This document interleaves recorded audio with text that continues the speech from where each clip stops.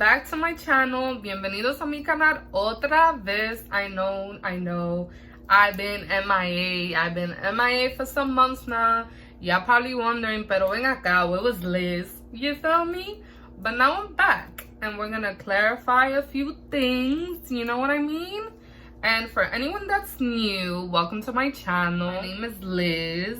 I'm 26 years old. I'm from the Bronx and I am Dominican. So I'm here drinking my tea, you know, trying to get situated because I feel like this is gonna be a long video because I got a couple of things to address since I've been out for a while. So if you're watching, you might want to go get your snacks. Go get your snacks. Go ahead. I'll be waiting. Alright, y'all ready? Let's get into it. If you're new to my channel or if you haven't done so yet, I'll be putting my social medias down here below. Follow me. You guys know I'm very interactive with y'all. So if you've been part of the Fearlysss squad for a while now, then you know I was open with you guys and I told you that your girl was having some health problems, you know, some medical issues. So about 3 months ago now, as you guys can see from the title of this video, your girl got weight loss surgery. To be specific, I got the vertical sleeve gastrectomy surgery, also abbreviated as VSG or known as the sleeve surgery. So basically what the sleeve surgery is, they take out majority of your stomach and your stomach is left as like the size of a banana, so kind of like a sleeve. That's why you get it, the name sleeve surgery. Yeah, I got surgery on December 9th, 2019. So yeah, it's been 3 months already, and listen y'all, it's been a journey. And a lot of people like talking ish about surgery and stuff like that. And for me, I have vlogged my experience with my surgery because I know there's a lot of people who might be thinking about doing it or people who don't fully understand it. So I just wanted to vlog it and put it out there so that if anyone is curious, they could see my journey and kind of go from there and learn more about it, you know? So for me, I always struggle with my weight for a long time. Like ever since I was younger, I really struggled with my weight. And when I was in high school, like your girl hated her body. Yeah, it was to the point of like sometimes I'll be home and I would just cry because I hated the way I look. I just hated it. And I know like a lot of the stuff that I thought about myself came from the people around me. And I never like got bullied or anything in school or stuff like that, because now that I think about it, I really wasn't that big. But it's just like, if you grow up in a Caribbean household, specifically Dominicans, then you know what I'm talking about. Like, I grew up with people telling me like, oh, like, tú te has visto en un espejo recientemente? Like, oh, have you seen yourself in the mirror recently? Oh, like, para la boca, que te está poniendo como una vaca. Like, oh, close your mouth, you're starting to look like a cow. Tú te vas a poner, like, eso te hace ver más gorda. That's what you're gonna put on, you're gonna look fatter. Stuff like that. So, if you think about it, like, at the time that people were telling me things like that, I was like 14 or 15, you know? Which is the prime time that you're, like, starting to get into your womanhood and trying to find yourself and stuff like that. So, obviously, if you're surrounded with negativity and stuff like that, then you're gonna take it in. So I feel like I had like a period of time where I was just like sucking in all the negativity that people were like, you know, telling me and stuff. And it was hard for me because like I felt like, damn, what the hell, like something must actually be wrong with me, like, you know. Yeah, I kind of struggled with that for a bit. I would say maybe from like freshman year to junior year in high school, I really struggled with like my weight and the way I looked and stuff like that. For me, what kind of helped me grow out of that was going in a household where I grew up next to somebody with severe body issues. And it just got me to a point where I would see, like, I'm not gonna go into detail of like what it is because it's not my story, but I would just see like the other person struggling with themselves, like to the point of not wanting to go to certain places because they didn't want to be seen by people.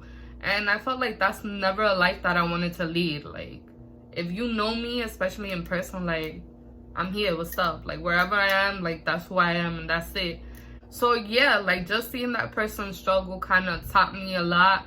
And also like I just started to think about it, like the people who were actually like talking shit about my body and stuff like that, like those are people I don't even aspire to be. Like you feel me? Tú me entiendes? Like got so much to say about my life, but it's like, what are you doing with yours? You know what I mean? So I feel like those two things helped me get out of that mentality and just find my inner confidence, because I kind of struggled with that for a while when I was younger. Once I got to college, like I was trying to lose weight just to like, you know, be healthier and stuff like that. So I started going to the gym and I would kind of watch what I ate. I was logging what I ate in my fitness pal and stuff like that. And once I would step on the scale, your shorty would not lose any weight. So I wouldn't lose any weight. I didn't understand what was going on. And then that was kind of frustrating. You're going to the gym and you're putting in work and you're eating healthier, then you want to see the results, right? And then like I wouldn't see it. And then after that, I would get frustrated and just go back to eating how I was eating before. Because it's like, dime, ¿para qué yo me estoy matando if it's not working out? You know? From 2016 to 2019, I also went on birth control. I had Nexplanon on my arm. And baby, I feel like we need to make a whole video just talking about birth control in general, because Nexplanon really fucked with me. Like, but nonetheless, I had a lot of side effects from the birth control, and that also like made me gain weight because of the hormones and stuff like that. So I gained a couple of pounds from that. If you're new to my channel, then you probably don't know, about 2 years ago, I used to live in China. So for my old Fearlysss squad who do know that I used to live in China, before I left to China, I was actually hitting the gym as well, like for a couple of months, like 3 or 4 months. And your girl was hitting the gym. I was eating better as well, just trying to lose weight, because I felt it, like from the birth control and stuff like that. I felt that I was like gaining weight and stuff like that, you know. So I just wanted to regulate myself a bit more. And like I did before in college as well, I started going to the gym, and then I would get on the scale and your girl will not lose any weight. Before I left to China, I went to see my primary doctor. And although I was fat, like I've been fat from majority of my life, I never really had any like health issues, or at least I thought. Because we're gonna get into that in a couple of videos. The only thing that came up was that I was pre-diabetic, but I wasn't concerned too much because my level only came off abnormal by like one number. So there's like a scale and a regulation as to what determines that you're pre-diabetic or not, and it was like abnormal by one number.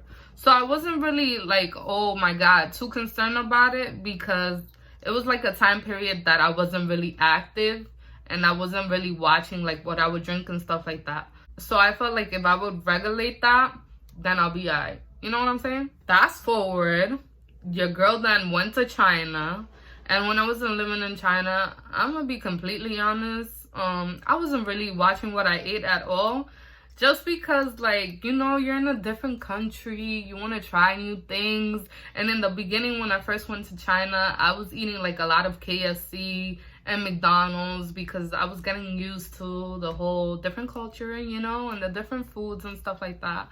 And it was kind of the easiest thing for me to get in order, because I'm already familiar with it. When I was in China, I did go to sign myself up at the gym. And I'm not even gonna lie to y'all, I probably went like 3 or 4 times. But I was a working girl, y'all. Like, I had a full-time job. And it was a different country. I had a lot of things to handle, but still. So yeah, so I went to the gym a couple of times, like 3 or 4 times. And just like that experience of living in China, I would never regret my experience there, but everything wasn't color de rosas. Like, everything wasn't rose petal colors, you know what I mean? It was very challenging and it was very hard. Being a foreigner out there is hard when you don't speak the language, being a person of color and a foreigner is even harder, as you guys can assume. And also being fat over there, that was a big issue, because contrary to popular belief, you know, everything here says, oh, made in China, made in China. Pero baby, like, cuando yo estaba para allá y estaba tratando de encontrar ropa, no había ropa. No había ropa. So when I was over there trying to find clothes for myself, there was no clothes. Like, so I didn't understand, like, everything's made in China, but how come there's nothing here for a person of my size? You know? That was something I struggled with, like my weight and stuff over there. Especially because nobody out there really looks like you. So like I would get attention from people, like people at the subway and stuff. They would be staring at me, and I know they used to be talking shit and stuff like that, because like I may not understand, but I understand. I understand when you're talking shit about me. You feel me? And then like I had a couple of experiences where listen, comment below if you guys want to hear about my fat, let's call it about my fat China Chronicles. My fat China Chronicles, yes.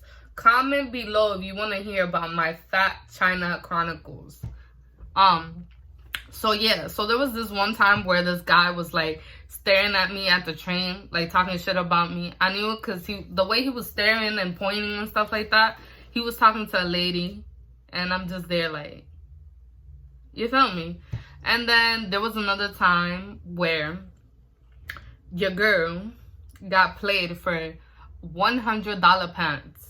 Work pants, khaki pants to be exact. Listen, y'all need to hear the story, so comment below. Comment below right now, my fat China Chronicles. Comment down below, because I'm gonna put you on. So, I paid, whatever, $100 for those pants. This bitch done said I was too fat. Too fat for the pants. Yo, y'all need to listen to the story, so comment down below, my fat China Chronicles. Comment down below. I also have a story where I was kicked out of the club. That also happened. And I have a couple of other stories, so just comment my fat China Chronicles down below, and I'll give you the story times on those, because y'all need to hear the tea. For real, for real. Being in China and being bigger and just being out of my element, that was kind of difficult, you know? And especially because I mentioned to y'all previously that I used to struggle with my weight. But, like, as I got older and stuff like that, like, I got more confident and, you know, I'm myself. Like, I don't really care what people thought anymore. But I am human at the end of the day. And when you are in a country when you don't know anyone and everything is different, and then you feel like you're being singled out, it gets to you a little bit. You know, I'm a G, but certain ish gets to me a little bit. And those experiences were something that I had to think about later on when I finally made my decision, because I never wanted my decision to be based off like what other people wanted me to do. You feel me? Like, I'm not that type of person. Whatever I wanted to do it because I'm 100% sure that that's the best thing for me. So when I was in China, I was able to go to the Great Wall, not once, but twice. The second time that I went to the Great Wall, which was like a couple of days before I came back here to America. Yeah, the second time, that ish was a nightmare. If I thought the first time was a nightmare, the second time just was, that's when I realized, girl, you need to get your life, because something's going on with you. Like, this is not normal. The worst part was like coming back. So I was really struggling like going up the stairs. But then once you go up, you have to come back down, right? Once I was coming back down, yeah, it was like, I don't know what happened. I couldn't breathe. I could not breathe. I think I was having like a mild asthma attack or something like that, because during the process of going through surgery, they send you to do different lab works and stuff like that. And I found I had a lot of health conditions. I found that I had mild asthma, which I never knew about. I was anemic. I had subclinical hypothyroidism. I had severe sleep apnea. Oh, and that I was pre-diabetic. So I think I was having like a mild asthma attack while I was coming back down. Like the way I felt, I never felt like that before. Even the first time that I told you I was crawling up the step, this time it was different. So then I was like, you know what? Something ain't normal here. When I go back to America, I need to see my primary doctor because I need to do something about my weight. Therefore, that's what I did when I came back to America. I went to my doctor and I ran labs and stuff like that. And then she came back and told me that I was pre-diabetic, which I kind of already figured because I told you guys before I left to China, she had already told me that. She also told me that I had subclinical hypothyroidism, which is like a pre-form of thyroidism. So it's not fully there yet, but you're showing some type of abnormalities with your thyroid. So then that's when I got scared because I'm like, I've never had these type of issues before as far as thyroid issues and stuff like that. So clearly it has to do with my weight. So then I went home and I analyzed and I thought about it. And I just thought about what is going to be best for me. Like, I feel like I've tried to do it on my own before, going to the gym, eating better, and I wasn't successful with it. Therefore, I went back to my doctor and I told her that I was thinking about getting weight loss surgery, specifically VSG. And my doctor went over my documents and we kind of analyzed my weight throughout the years. And she asked me whether I had like exercise and done regimens and stuff like that before. And I said yes. And my doctor agreed with me and she said that she thought I'll be the perfect candidate because my BMI was pretty high. And I also had certain health conditions that would be great to have the surgery. You know? Yeah, the process was very grueling. It took me about 8 months to get my surgery just because I had to get lab work done from like all different places. I feel like a lot of people think, okay, surgery is the easy way out. You just say you want surgery and then you go and get it, and that's not the case. Even with surgery, it takes a lot of change and it takes a lot of willpower, because the surgery is not a magic pill. You just don't get surgery and that's it. You won't be fat ever again. That's not how it works. Surgery is a tool. It'll help you lose weight. You also have to look out what you eat and like your regimen and stuff like that. Because if you go back to eating the way that you used to eat, then you're just gonna gain weight again. And there's been people who gain even double the amount of what they used to weigh before. In my case, like, I've been hitting the gym, I've been more vigilant on what I eat, and I've just been really trying to follow my regimen. And so far, your girl has lost 53 pounds in 3 months. Hey. So yeah, that's kind of why I decided to get the surgery, just because I had pre-existing health conditions. I tried going to the gym before and it didn't really work out for me, and I thought this was a tool that would help me. But like I mentioned earlier, it's something that I really had to think about just because of my experiences in life. Others people's negativity towards my body. I didn't want my decision to come from somebody else's opinion. I wanted it to come from me.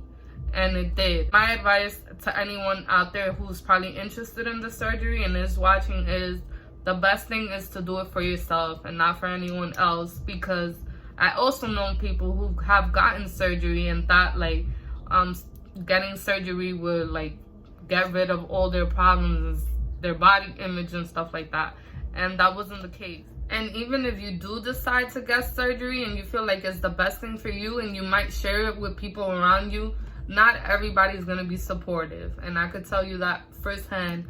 And what you got to do with that is just go with your gut feeling and go with what's right for you. Something I always say is you don't gotta understand me. As long as I understand me, then I'm good. I always say that because some things aren't meant for everybody to understand. You could explain something to somebody 1,000,000 times, and if they don't want to get it, then they won't. So at the end of the day, just do what's best for you. And I feel like there's a lot of questions that you guys might have. So follow me below and all my social medias and ask me anything. I'm pretty open. And thank you for watching, and stay tuned for the next video. See you next time. Bye.